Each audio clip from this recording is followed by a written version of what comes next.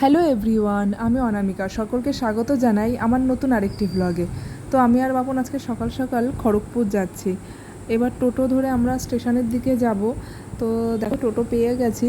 আর এইদিকে বৃষ্টি হয়ে গাছপালাগুলো এত সুন্দর লাগছে, যেন দেখেও চোখটা জুড়িয়ে যাচ্ছে। গাছপালাগুলো যেন করে প্রাণ ফিরে পেয়েছে, এতদিন এত তাপ ছিল। তো এইদিকে আবার দেখো স্টেশনে আমরা চলে এসেছি। এই স্টেশনেই বাপনের পোস্টিং। আসলে কি বলো তো, আমার আর বাপনের দুজনের খুব একটা একসঙ্গে বেরোনো হয় না কোথাও। তো ওর আজকে হেডকোয়ার্টারে কাজ ছিল, তা ভাবলাম পরে একটু ঘুরেও আসা যাবে। তো একটু অফিসে যাচ্ছে দেখা করতে, ও এলেই তারপরে আমি আরও ট্রেন ধরবো। আমরা যাব দীঘা পাঁশকুড়া লোকালে। তো আমাদের ট্রেন চলেও এসেছে, আমরা এবার ট্রেনে উঠে পড়ব। আর এই যে রাস্তাটা দেখছো, এই রাস্তাটা করেই আমরা টোটোয় করে আসছিলাম। তো সেটাই তোমাদের একটু দেখালাম। আর এইদিকে দেখো পুকুরে কী সুন্দর পদ্ম ফুটে আছে। বেশ অনেক দিন পর একসঙ্গে এতগুলো পদ্ম দেখে বেশ ভালোও লাগছে। এদিকে কথা বলতে বলতে পাঁশকুড়া প্রায় চলেও এসেছে। আর আমরা এই ট্রেন থেকে নেমে গেলাম, মানে আমরা পাঁশকুড়ায় চলে এসেছি। এবার আমরা খড়গপুর লোকালে উঠবো, তো তার জন্যই অপেক্ষা করছি।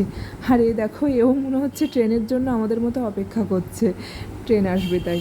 খড়গপুর পৌঁছে গেছে। এবার এখান থেকে নেমে বাপন ডিআরএম অফিসের দিকে যাবে, আর আমি বাইরে অপেক্ষা করবো ওর জন্য। এইদিকে বাপন আবার ডিআরএম অফিসে ঢুকে গেল, আর আমি বাইরের জন্য অপেক্ষা করব।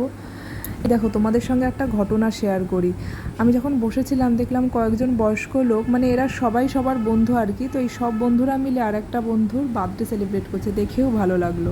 আর এই যে বাপনের কাজ মিটে গেছে, তো চলে আসছে। এবার আমি আর বাপন একটু লাঞ্চ সেরে নেবো, লাঞ্চ সেরেই তারপরে বেরোবো। তো এইদিকে যেতে যেতে বজরংবলির দর্শন হয়ে গেল দেখো।